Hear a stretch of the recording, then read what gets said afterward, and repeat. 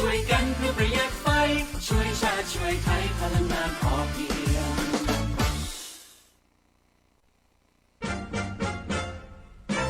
ท่านกำลังฟังสถานีวิทยุกระจายเสียงแห่งประเทศไทยจังหวัดแม่ฮ่องสอน FM 104 เมกะเฮิรตซ์ เครือข่ายเพื่อคุณภาพชีวิตและสังคมวิทยุแห่งประเทศไทยให้ความรู้คู่ความสุขขณะนี้เวลา 14:08 นาทีต่อจากนี้ไปท่านจะได้รับชมรับฟังรายการไอดินหินทุ่ง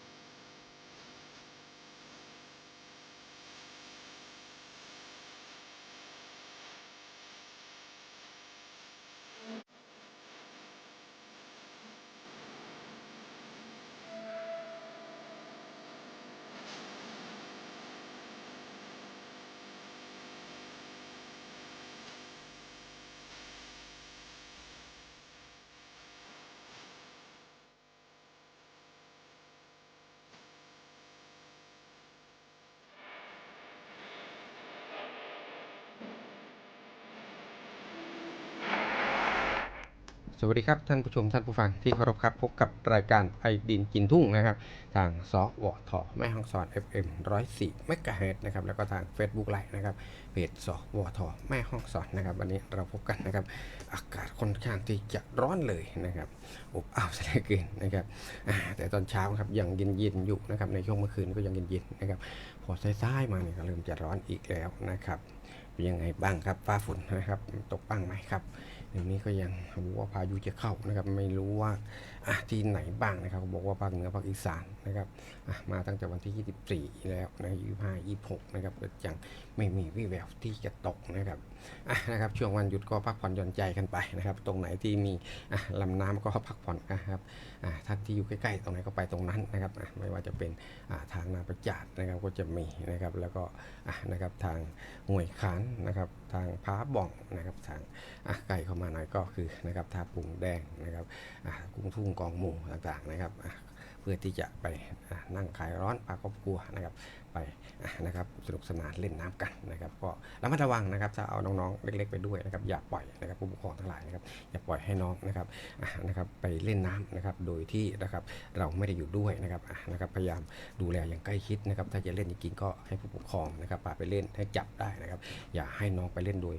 นะครับโดยลำพังเป็นอันขาดนะครับอันตรายนะครับน้ำมันไหลนะครับยังไงก็ฝากผู้ปกครองดูลูกดูหลานนะครับเวลาไปเที่ยวนะครับ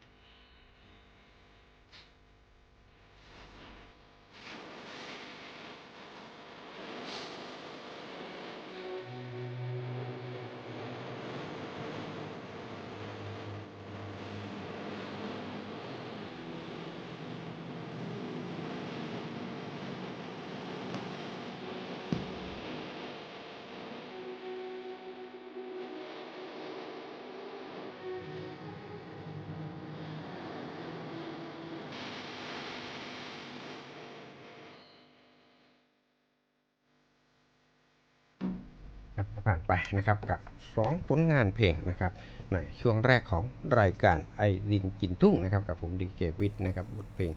รักเธอเท่าฟ้านะครับบทเพลงเก่าๆนะครับของพี่เป้านะครับสายันสัญญานะครับซึ่งได้จากพวกเราไปหลายปีนะครับแต่บทเพลงก็ยังเป็นที่นิยมชื่นชอบของแฟนเพลงอยู่นะครับแล้วก็อีกสักเมื่อสักครู่ที่จบไปนะครับจื่อบอนะครับของก้านตองนะครับก็เป็นบทเพลงที่นะครับทางแนะนำมานะครับมาจากทางนะครับอยู่ขมิ้นนะครับแนะนำมาเมื่อสักครู่นะครับแล้วก็มีสายมาจากหนุ่มบ้านไม้หุงนะครับทักทายกันมาบอกอากาศร้อนมากนะครับวันนี้นะครับร้อนมากๆนะครับที่ไหนก็ร้อนนะครับในเมืองยังร้อนนะครับแต่ถ้าอย่างออกไปนอกเมืองก็คงจะเขายังชั่วหน่อยนะครับถ้าเราอยู่นะครับในใต้ต้นไม้อะไรต่างๆอยู่ในบ้านที่มันเปิดได้นะครับที่นะครับมีลมพัดผ่านนะครับมันก็คงจะดีกว่าอยู่ในเมืองนะครับอยู่ในเมืองนี่ลมแทบจะไม่มีเลยนะครับพัดเข้ามามันก็โดนบ้านโดนตึกอะไรต่างๆที่มันคับแคบนะครับไม่เหมือนที่อยู่ตาม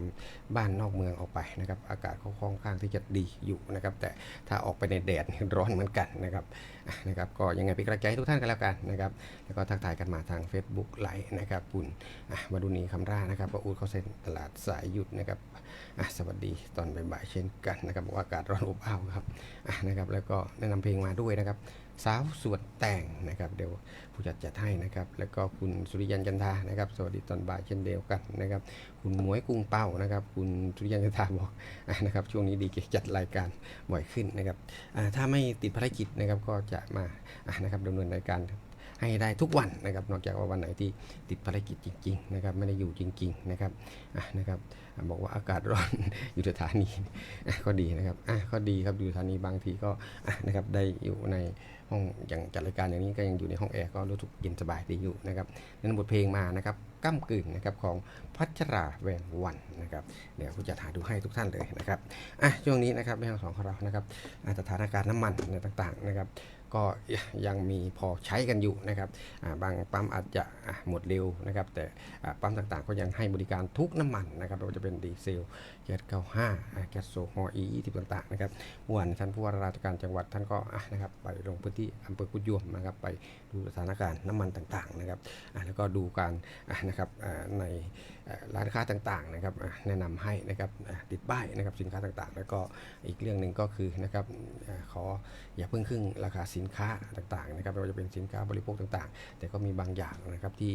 ได้ขึ้นไปแล้วก็มีนะครับแต่ยังไงก็ขอให้ตึงราคาให้ได้มากที่สุดนะครับเพื่อพี่น้องนะครับจะนะครับไม่ได้เดือดร้อนมากกว่านี้นะครับเดี๋ยวนี้เรื่องน้ำมันก็ขึ้นมาก็ยังเดือดร้อนกันอยู่นะครับมันเป็นสิ่งที่จำเป็นนะครับน้ำมันนี้นะครับบางท่านนะครับอาจจะช่วยกันประหยัดนะครับอย่างจะเข้ามาทำงานในเมืองนะครับอยู่ไกลหน่อย 20-30 กิโลนะครับก็จะนะครับมีเพื่อนมีอะไรมาด้วยนะครับก็อาศัยกันมานะครับอาจจะช่วยค่าน้ำมันนิดนึงนะครับก็ยังดีนะครับดีกว่าจะมา10 คนก็10 คันอันนี้มันจะนะครับทำให้นะครับการใช้น้ำมันได้มากขึ้นนะครับยิ่งสถานการณ์แบบนี้ก็ช่วยกันประหยัดก็จะเป็นสิ่งที่ดีที่สุดนะครับ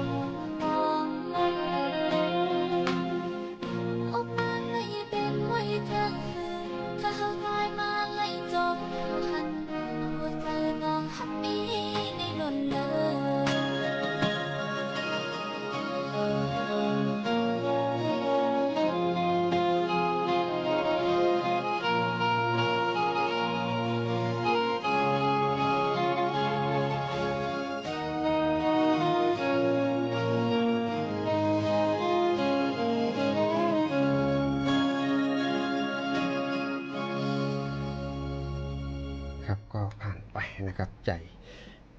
ฮักที่ไก่นะครับ ไม่ทราบผู้จัดผู้ผลิตหรือเปล่านะครับบทเพลงของนางแสงอ่อนนะครับที่แนะนำมาจากหนุ่มบ้านไม่หุงนะครับ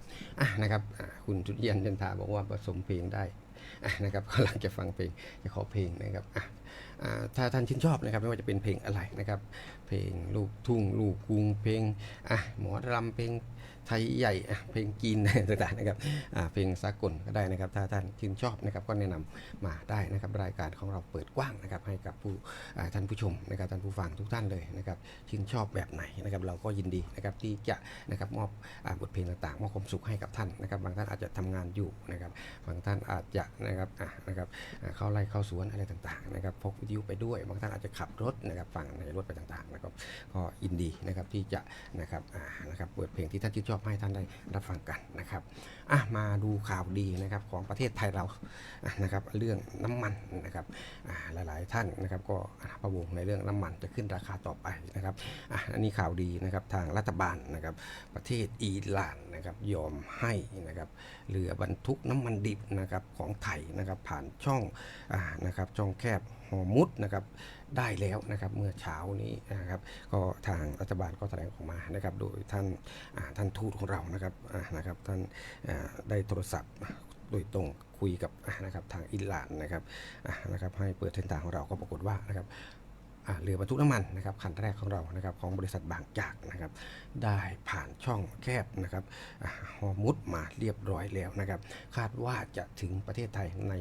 ต้นเดือนเมษายนก็คือเดือนหน้านะครับเมื่อที่จะนำน้ำมันดิบนะครับมากันนะครับจำหน่ายภายในประเทศของเรานะครับแล้วก็มีอีกนะครับคงจะหลายบริษัทนะครับของไทยก็คงจะนะครับได้ผ่านช่องแคบตรงนี้นะครับก็เป็นนะครับที่น่ายินดีนะครับในที่นะครับทางอิหร่านนะครับได้นะครับอนุโลมนะครับให้ประเทศไทยนะครับได้ผ่านตรงนี้มานะครับเพราะว่าเป็นความสัมพันธ์นะครับระหว่างประเทศของเรานะครับระหว่างไทยกับประเทศอิหร่านนี่400 กว่าปีนะครับที่มีความสำคัญนะครับขายกันมานะครับได้ให้ความนะครับสำคัญซึ่งกันและกันมาตลอดนะครับถึงยอมให้นะครับทางไทยนะครับเรือของไทยได้ผ่านมานะครับก็หวังว่านะครับพอน้ำมันเข้ามาแล้วนะครับน้ำมันก็อาจจะถูกลงนะครับอันนี้ก็เป็นความหวังนะครับของพี่น้องชาวไทยของเรานะครับมาฟังเพลงที่แนะนำมานะครับคุณสุริยันจันทานะครับแนะนำมานะครับก้ำกึ่งนะครับของพัชราแหวงวันครับ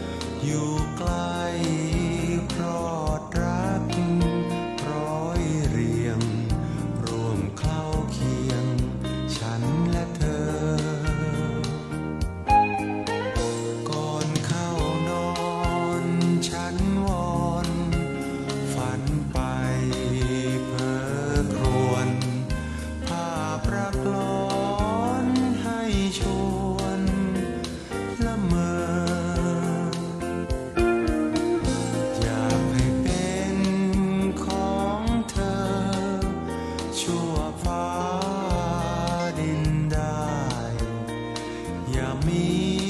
อันใดพรากไปไกลกัน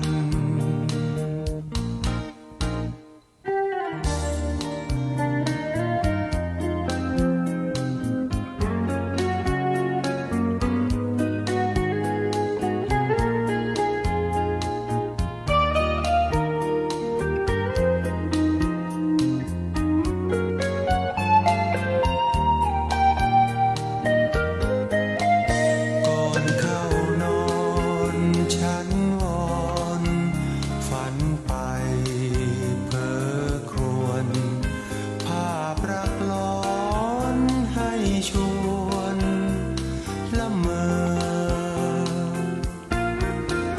อยากให้เป็นของเธอชั่วฟ้าดินได้ อย่ามีอันใดพรากไปไกลกัน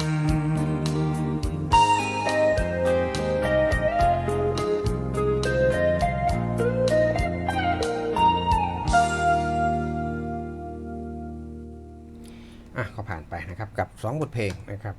กร่ำกลืนแล้วก็นะครับชั่วฟ้าดินสลายนะครับของกุ้งกิตติคุณนะครับนะครับกับ2บทเพลงนะครับกร่ำกลืนนี่คุณสุริยะจันทราแนะนำมานะครับก็ขอบคุณนะครับทุกอย่างทุกสายเลยนะครับนะครับเมื่อกี้ก็มีสายมานะครับมาหัวสนามบินนะครับบอกว่านะครับเมื่อกี้เปิดเพลงไทยใหญ่เพลงไตแล้วขอสักเพลงว่างั้นนะครับป้อห้างนะครับ3 ปีหรือเปล่าป้อห้าง3 ปีนะครับของนางคำอ่อนคำหรือเปล่านะครับเดี๋ยวผู้จัดหาดูนะครับนะครับขอบคุณนะครับที่ทายกันมานะครับนะครับมาดูอีกอันหนึ่งนะครับเมื่อเช้านี้นะครับที่วัดต่อแพนะครับตำบลแม่เงาอำเภอกุดโยมนะครับก็มีการแห่ครัวหลูนะครับเมื่อเช้านี้นะครับถ้าติดตามเพจนะครับนะครับของททนะครับเขาจะไลฟ์สดนะครับแล้วก็ติดตามเพจของสวทนะครับเราก็จะแชร์ภาพตรงนั้นมานะครับเมื่อเช้านี้นะครับนะครับก็นะครับก็ได้รับความสนใจนะครับของพี่น้องนะครับอย่างมากมายเลยนะครับแห่โครูนี่นะครับนะครับก็เอาสางรองนะครับมาขี่คอแล้วก็แห่รอบเมืองเลยนะครับเมื่อวานนี้ก็แห่ผู้จัดนี่เดินยาวเลยนะครับกับทางน้องนะครับดีเจน้องแอมกับนายช่างไฟฟ้านะครับน้องพีนะครับเดินไล่ให้ท่านดูนะครับแต่วันนี้พวกเราไม่ได้ไปนะครับก็แห่โครูวันนี้นะครับที่นะครับวัดต่อแพนะครับมีเมื่อวานนี้นะครับมีทั้งนักท่องเที่ยวนะครับเยอะเลยนะครับอย่างวันนี้ก็มีนะครับมีนักท่องเที่ยวชาวญี่ปุ่นนะครับนะครับมีญี่ปุ่นแล้วก็มีทางต่างประเทศฝรั่งนะครับแล้วก็มีคนจีนด้วยนะครับเมื่อวานนี้นะครับที่เขามาชมนะครับโอ้มีการถ่ายรูปถ่ายวิดีโอกันอย่างมากมายเลยนะครับเมื่อวานนี้นะครับก็ประเพณีดีๆนะครับของพี่น้องชาวไทยใหญ่ของเรานะครับทางแม่ฮ่องสอนของเราก็นะครับเดี๋ยวก็จะนะครับจะจัดอีกอยู่นะครับปล่อยสั่งลองนะครับอย่างวันที่นะครับ31นะครับของเทศบาลเมืองแม่ฮ่องสอนนะครับ31นี้ก็จะมีการนะครับโกนผมสั่งลองนะครับติดตามเพจของสวทนะครับนะครับเราจะไปไลฟ์สดในวันที่31ด้วยนะครับนะครับโกนหัวสั่งลองที่วัดจองคำพระอารามหลวงนะครับ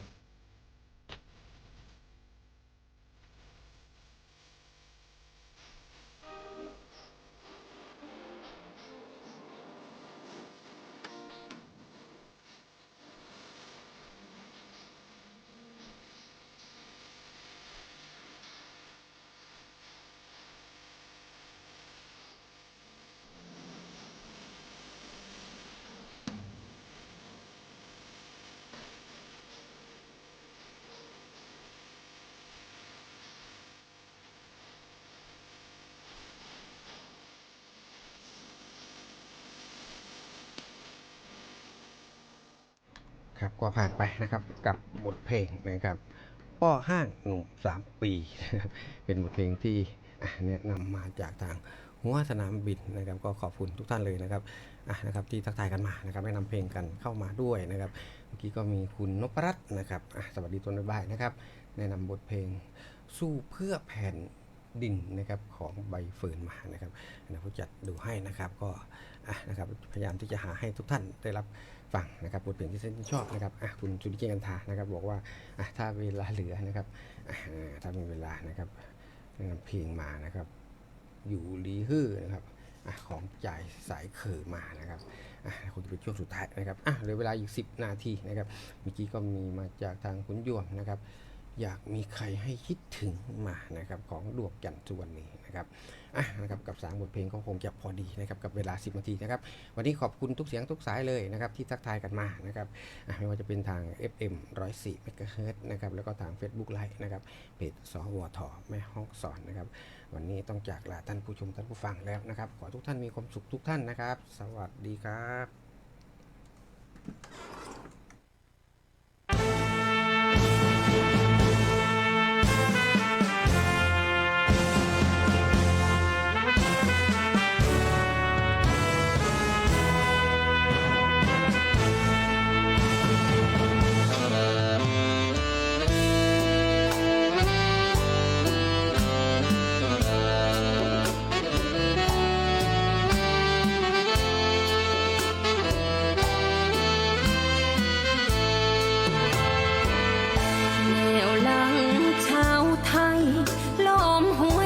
กับพี่น้องอีสานแผ่นดินเขาพระวิหารปราสาทตาควายตาเหมือนของปู่ผู้มาคือช่องจอมมรดกที่เกิดยากูช่องอ่านมาตาเหมือนทมคู่บ้านชำรากแผ่นดินประตูผีปราสาทโดนตัวและช่องตาเท้าช่องบกตลอดแนวเขาถ้าคิดจะเอาต้องเจอใครใหญ่คนไทยรักชาติไม่คลาดศัตรูหน้าไหนแนวหน้านักรบกล้าของไทยไม่กลัวใครโจรภัย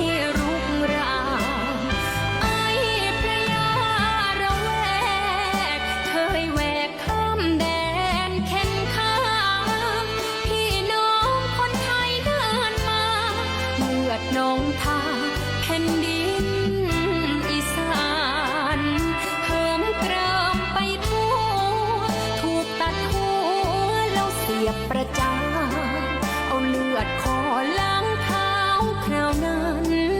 ด้วยพระคันพระนเรศวรแนวหลังชาวไทยล้อมหัวใจรักแผ่นดินอีสานคำแม่บังอาจรุกรานให้พวกลูกหลานระแวกอย่าครูแผ่นดินพื้นนี้คิดให้ดีก่อนก่อปูจะทุ่มด้วยลูกไข่บินสวนลากไปฟังนอกฝั่งแผ่นดินไทย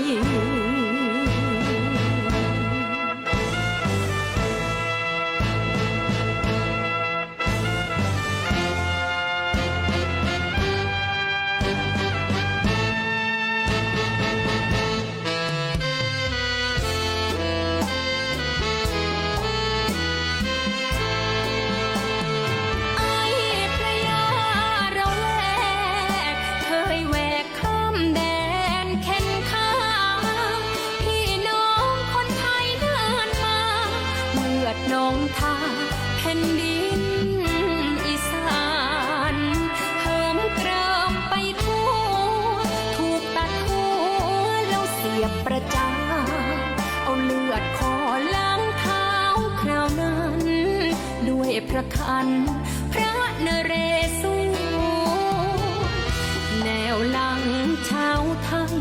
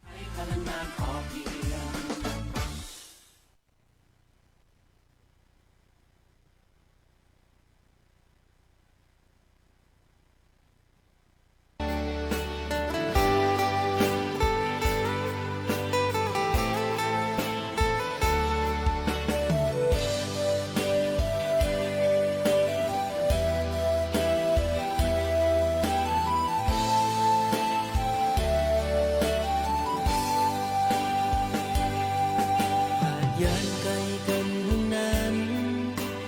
หันหน้าสู่น้องนางคงกลางนางอยู่หลังก็ตื่นจออย่างกว่าเลยก็มองตัวเกินยุ่งยอกคู่กันมือเสือใส่เป้แกนคอยเปิ้นนาน้องแต่เป็นมือก็หูกุมไม่เจอสู่ผู้วันน้องอ่อนหน่วยจงสู่เตวงถึงปีเป็นยินเขาว่าสู่เลยเจ็บไข้แต่ก็เปิดปีมีไกลขึ้นคำวัน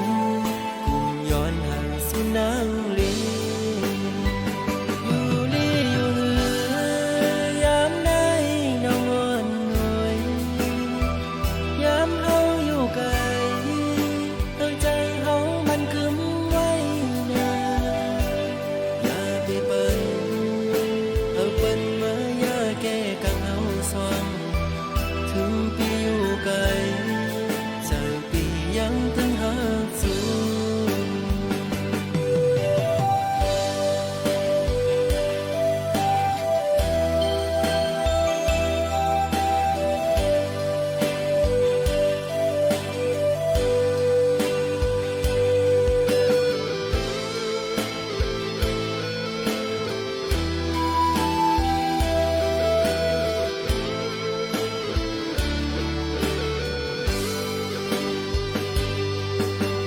ยานไกลกันหึงนั้นหันหน้าสู่น้องนางคงกลางนางอยู่หลังก็ตื่นจออย่างกว่าแล้วก็มองตัวเปิ้นยุ่งยอกคู่กันมือเสือใส่เป้แกนคอยเปิ้นนาน้องแต่เป็นมือก็หูกุมไม่เจอสู่ผู้วันน้องอ่อนหน่วยจงสู่เตวงถึงปีเป็นยินเขาว่าสู่เลยเจ็บไข้แต่ก็เปิดปีนี้ไกลขึ้นคำวันกุมย้อนห่างสู่นางลีอยู่ลีอยู่เหือยามใดน้องอ่อนหน่วยยามเฮาอยู่ไกลใจเฮามันกึมไว้นาอย่าไปเปิ้นเอาเปิ้นมาอย่าแก้กังเฮาสวงถึงปีอยู่ไกลเจอปียังตึงหาสูอยู่ลีอยู่เหือยามใดน้องอ่อนหน่วยยามเฮาอยู่ไกลใจเฮามันกึมไว้นาอย่าไปเปิ้นเอาเปิ้นมาอย่าแก้กังเฮาสวงถึงปีอยู่ไกลเจอปียังตึงหาสู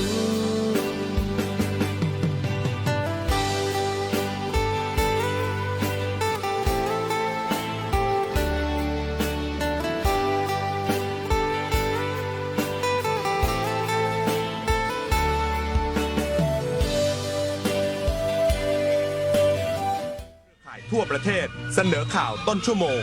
รู้เร็วรู้จริงเกาะติดทุก